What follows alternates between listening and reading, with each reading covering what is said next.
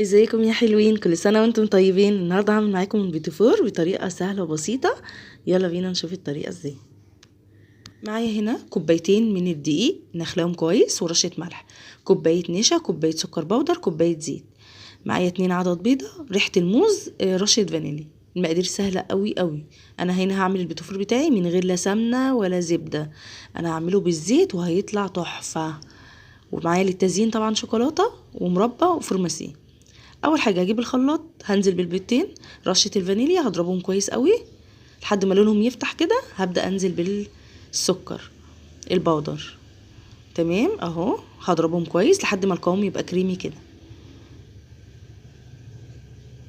تعمليه بقى في الخلاط، تعمليه بمضرب اليدوي، مضرب كهرباء اللي متوفر عندك. وبعدين هبدا انزل بالزيت حبه بحبه، هنزل بريحه الموز، تمام. هيضربوا كويس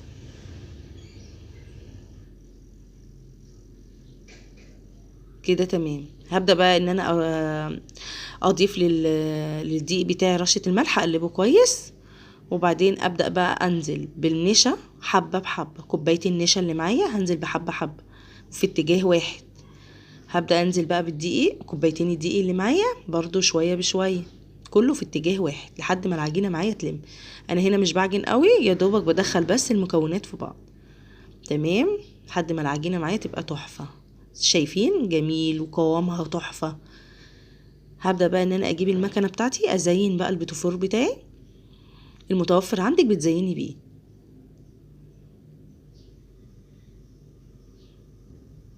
اهو، تمام. بعدين هدخلهم الفرن على درجة حرارة 160 لمدة 20 دقيقة،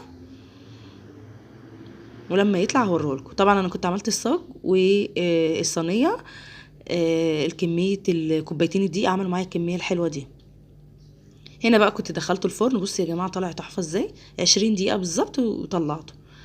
طبعا بقى قلبته كله كده، وبعدين جبت بقى كيس المربى كده ونزلت عليه مرة واحدة، وهبدأ بقى ألزق البيتي-فورات بتاعتي، وابدأ ان انا ازينه بالشوكولاتة والفورماسيه. طبعا التزيين ده زي يعني حسب ما انتي حابة، حسب الرغبة. والله يا جماعة تحفة. بصوا بقى، اتمنى الفيديو يعجبكم وينول اعجابكم، واستنوني في فيديو جديد ان شاء الله. السلام عليكم ورحمة الله.